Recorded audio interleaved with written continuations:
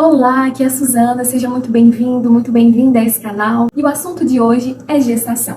Eu venho falando sobre esse tema, venho compartilhando as minhas experiências com as perdas gestacionais que eu tive, com os abortos retidos que eu passei. E o intuito de vir compartilhar sobre isso é para quem sabe ajudar outras mulheres que passaram, que estão vivendo essa mesma situação. Então, hoje eu vou compartilhar toda a minha caminhada para descoberta, para chegar a um diagnóstico das causas, do porquê que as minhas gestações não evoluem. Eu tive 2 gestações, perdemos 3 embriões.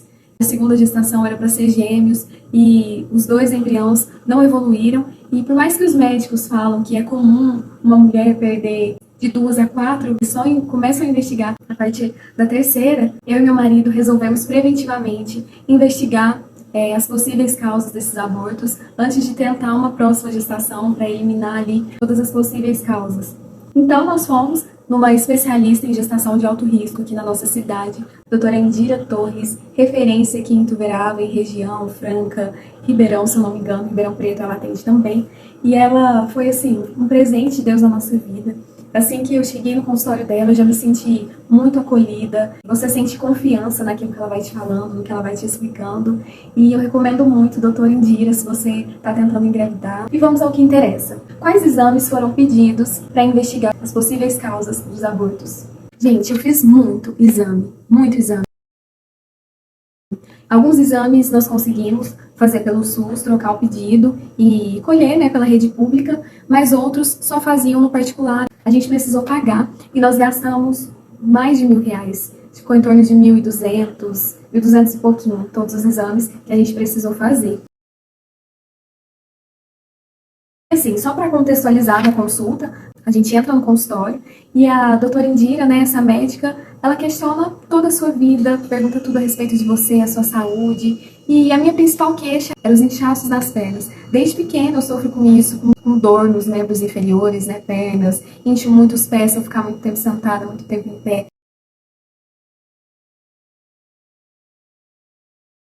E mesmo eu sendo muito nova, eu sempre tive esse problema com a má circulação. E com 18 anos eu precisei fazer uma cirurgia para retirar uma varize, uma veia que ficava estufadinha, que não me incomodava. E eu fiz essa cirurgia. E aí eu fui contando para ela todo o meu histórico, ali de saúde, levei os exames recentes que eu já tinha, a gente foi conversando. Inclusive, um pouco antes de eu engravidar, em 2022, eu tinha tido Covid. A pandemia ainda estava bem recente, E eu tive o Covid, melhorei, depois eu engravidei, eu descobri a gravidez. E aí ela comentou comigo, foi observado que desde a pandemia houve-se muito mais abortos de gestações que não estavam evoluindo, e ela inclusive desenhou para mim como que funcionava, como que esse vírus interfere na coagulação do sangue, o que impede que os nutrientes da mãe vá para o bebê. Eu estou explicando em termos bem assim, não sei falar os termos técnicos certinhos, mas por causa da coagulação prejudicada, o embrião não recebendo os nutrientes da mãe, não conseguia evoluir, o que resultava nos abortos. Então ela comentou que estavam estudos investigando porque com a pandemia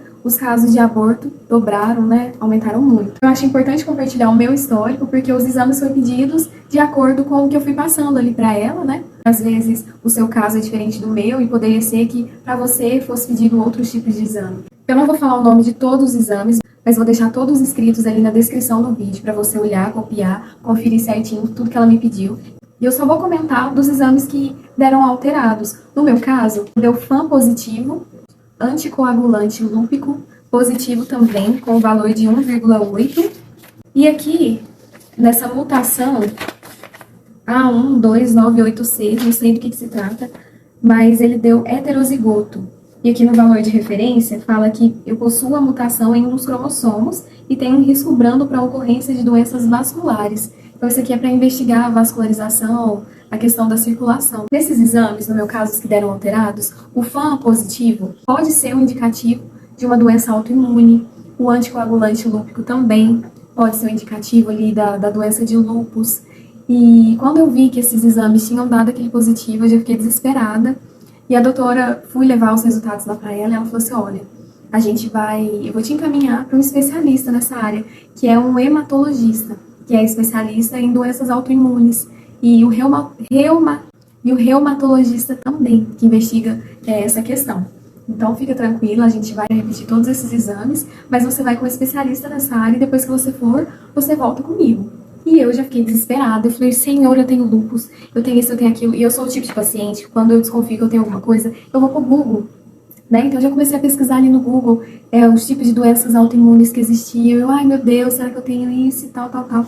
Mas eu fui no especialista, custou marcar, porque a hematologista a gente marcou pelo SUS, né? E aí custei consultar. E ela pediu para repetir todos os exames que eu tinha levado e pediu alguns além. E ela me explicou assim que os valores que tinham dado nos meus exames eram muito baixinhos para ela já fechar um diagnóstico que eu tinha alguma coisa. Tanto a hematologista quanto o reumatologista falou que eu não tenho nenhuma evidência de que eu tenha lúpus, de que eu tenha algum problema autoimune. Os que deram positivos foram com valores muito baixinhos para a gente já fechar um diagnóstico. São exames que pode dar muito falso positivo. Então fica tranquila, porque tudo indica que você não tem nada, você não tem nenhuma outra queixa sugestiva de lúpus, não tem nenhuma outra queixa de trombofilia, os seus outros exames deram normais, muito provavelmente seus inchaços nas pernas, os problemas vasculares, é uma questão de anatomia venosa mesmo, as suas veias, e eles falaram para eu ficar tranquila, né, que tudo indicava que eu não tinha nada daquilo. Trombofilia é algo relacionado também à coagulação. A gestação não evolui justamente por causa daquele problema que eu citei, a mãe não consegue nutrir o bebê. Existem vários tipos de trombofilia e algumas não são identificadas através dos exames que existem, né, que são disponíveis para a gente fazer em laboratório. Existem alguns tipos raros, então você fecha o diagnóstico de uma trombofilia através do histórico da pessoa. No meu caso, eu tive as perdas, eu tenho as queixas dos inchaços, enfim. Então, tudo indica que eu tenho a trombofilia por causa do meu histórico de inchaços, dos abortos. Quando eu engravidasse novamente, ela iria entrar com as injeções diárias, né, até o fim da gestação. Injeções eu não me lembro se é heparina, Clexane, eu acho que é esse nome das injeções. Quem tem trombofilia, quem já passou por isso, vai saber falar direitinho o nome. Tem umas que associa essas injeções com o uso de AS também.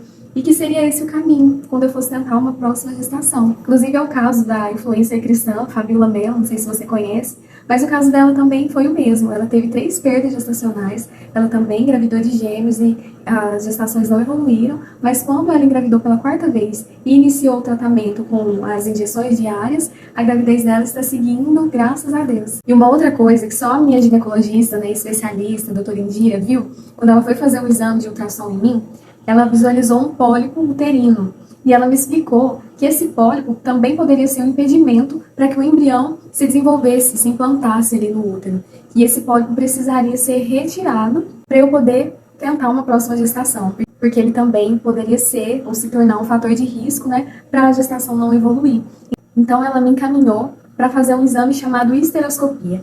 Esse exame examina e já retira os pólipos que está ali. Então é um exame feito no centro cirúrgico, com sedativo, tudo certinho. Ele é bem tranquilo, eu consegui realizar ele depois de 1 ano pela rede pública. Eu fiz ali no AME de Franca, que é o município vizinho aqui da minha cidade, porque aqui na minha cidade mesmo não estava fazendo, mas ele é muito menos invasivo do que outros tipos de exame, outros procedimentos para retirar o pólipo. Tem 3 semanas que eu fiz e eu já não sinto nada, e aí eu preciso agendar o retorno com a médica para ver se está tudo certinho, fazer novamente um check-up para depois ser liberada para voltar com as tentativas.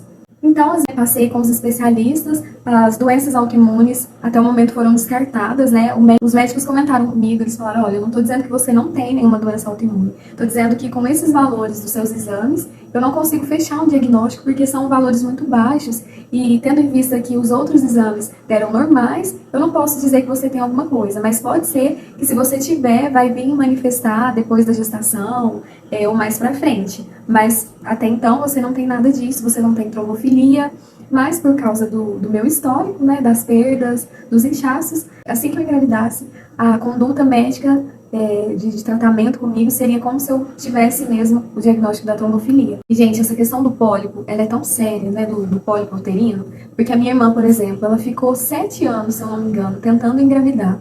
E não engravidava, nunca vinha positivo, e ela foi nessa mesma médica, na doutora Indira. A doutora Indira identificou o pólipo no útero dela, pediu para ela fazer uma videolaparoscopia, que é parecida com a esteroscopia. E ela fez, retirou esse pólipo. 3 meses depois, a minha mãe estava grávida. Depois de 7 anos tentando engravidar, tomando injeções, induzindo a ovulação, enfim, foi tudo quanto é médico e tal. Ela engravidou assim que ela resolveu esse problema desse pólipo. Então eu tô muito confiante depois de ter feito essa cistoscopia também, porque ele pode ser algo, né, que atrapalhava. E assim a gente vai eliminando os empecilhos, a gente vai se preparando, que se Deus quiser, a hora de gerar e o nosso baby vai chegar, em nome de Jesus. E a gente faz a nossa parte, né? A gente busca também respostas na questão fisiológica, né? Na nossa saúde, mas acima de qualquer outra coisa a gente confia no Senhor, que o tempo dele é perfeito, que o jeito dele é perfeito e a gente confia e descansa nisso, mas fazendo a nossa parte também. Então é isso. Fica aí as dicas. Se você precisa dos nomes de todos os exames que foram pedidos, tá aqui na descrição do vídeo. Não esquece de perguntar para o seu médico a respeito dos pólipos, né? De questionar ele. E se você é daqui de Ituverava, ou região, eu super recomendo a doutora Indira, gente, sério. Ela atendia na rede pública também, atendia no AME, lá de Franca, fazia parte da equipe multidisciplinar ali, que cuidava das gestantes de alto risco. Mas como a demanda dela foi aumentando muito, muita gente procurando ela. Gente, ela é um amor de pessoa, muito humana, muito profissional, muito inteligente. Hoje ela atende só no particular, mas compensa muito. É outro nível, assim, pra você que quer ter uma gestação tranquila, com uma pessoa que te passe segurança, confiança, uma pessoa que entende do que tá falando. Eu super recomendo a doutora Indira. E quem sabe eu consigo gravar um vídeo com ela aqui pro canal, falando de gestação, de gravidez, de abortivo, enfim. Vocês acham que eu não já pensei nisso? Mas é isso, muito obrigada a você que assistiu, se inscreveu, compartilhou, interagiu com o vídeo, mensagens de carinho de vocês ali no Instagram, obrigada pelos compartilhamentos, pelas trocas. Gente, eu tenho conhecido pessoas, feito amizade, pessoas que compartilham da mesma dor, da mesma história, que estão em busca ali do seu bebê arco-íris, de ver a sua família aumentando. Que o Senhor nos abençoe, que Deus te abençoe, você, o seu lar, os seus sonhos, em nome de Jesus. Fica com Deus e até o próximo vídeo. Eu só quero gravar falando de gravidez. Quando eu engravidar do meu bebê, eu quero vir aqui só dar notícia. Gente, tô grávida. Chega.